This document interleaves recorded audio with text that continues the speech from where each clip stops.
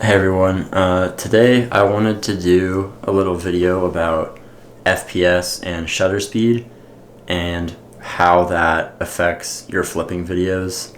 I get and see a lot of comments asking me like what frame rate I record in, which is a pretty common question because a lot of people want to achieve a certain look for their flipping videos. But in most cases what you're actually looking for is the shutter speed. So FPS, or frame rate, frames per second, is the number of times your camera captures the image per second, so frames per second. So having a higher frames per second can help out a lot with things like slow motion, where if you want to play back a trick or a clip at a quarter of real time, if you're recording in 30 FPS, you'll only see 1 or 2 frames every second. So that's going to look very, very choppy. Whereas if you're recording in 120 FPS, you'll still see 30 frames every second. And that quarter speed slow motion will still look very smooth. Shutter speed, on the other hand, is basically the speed at which your camera processes the image. So this camera here, for example,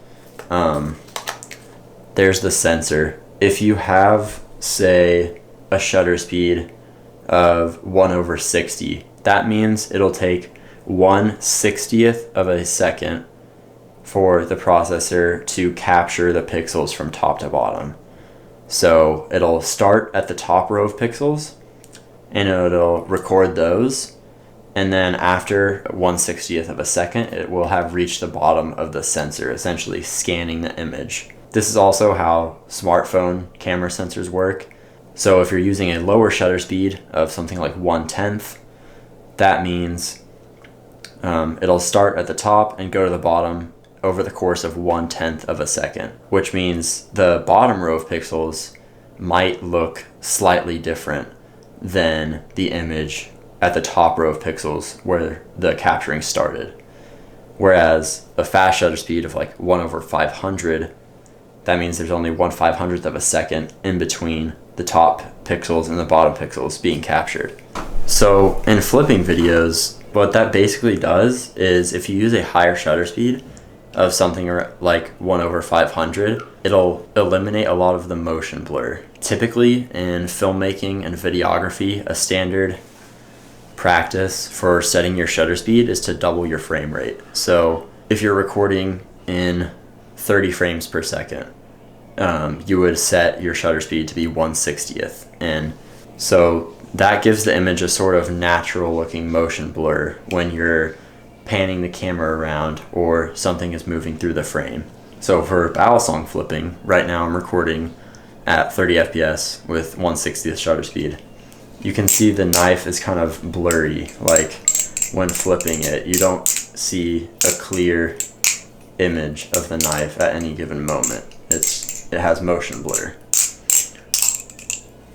So I'm going to kind of give some comparisons as to what different frame rates and shutter speeds look like.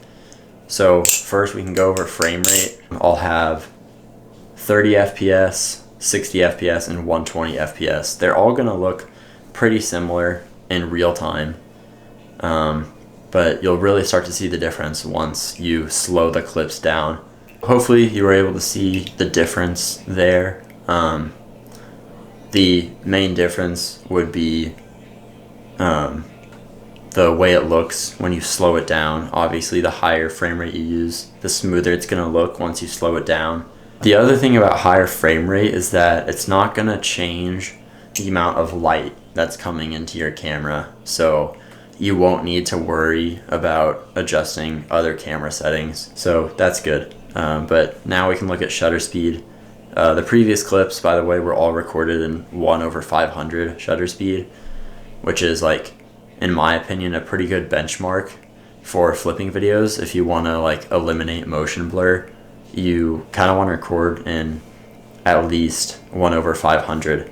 But the hard thing about shutter speed is the less time your camera has to process all of the pixels, the less time your camera sensor will be exposing itself to light, which means less light actually reaches it, and that results in a darker image. So you'll have to compensate for that with things like more light or higher ISO or lower aperture. I won't explain all of that right now, but I can in a different video if y'all want. So yeah, now let's just look at a few different shutter speeds. This is 1/25. You can probably already see the difference immediately just in kind of the motion when I'm moving my hand around. You would never really use this practically unless you were going for a creative look.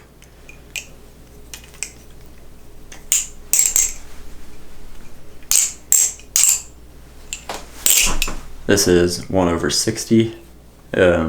Like I said earlier, this is what looks pretty natural for motion blur.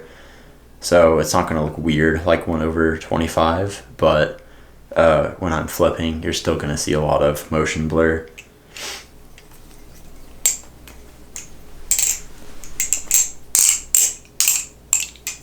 This is 1/125, so effectively double what we had previously. And you may not be able to tell a huge difference, but like in normal motion, but you will definitely be able to see like a more clear image of the knife when it's in motion at any given time.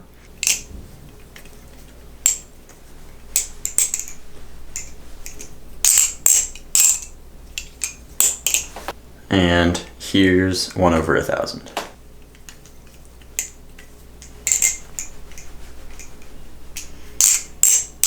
Hopefully you could see the differences in those comparisons, and hopefully my explanations kind of made sense.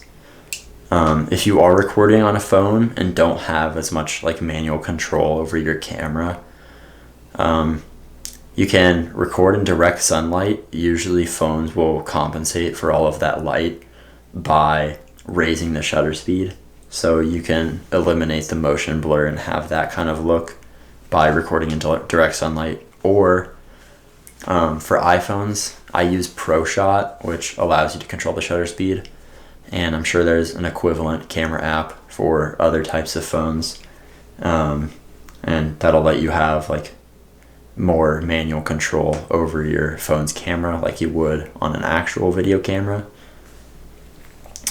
But yeah, I guess like the main takeaway is that increasing your frame rate is for better slow-mos, and increasing your shutter speed is for eliminating motion blur. That's really all there is to it. So yeah, depending on what you're looking for, you can either do higher frame rate, higher shutter speed to achieve slow motion or eliminate the motion blur. Hope you enjoyed. Let me know if this was helpful or if I should make more stuff like this in the future.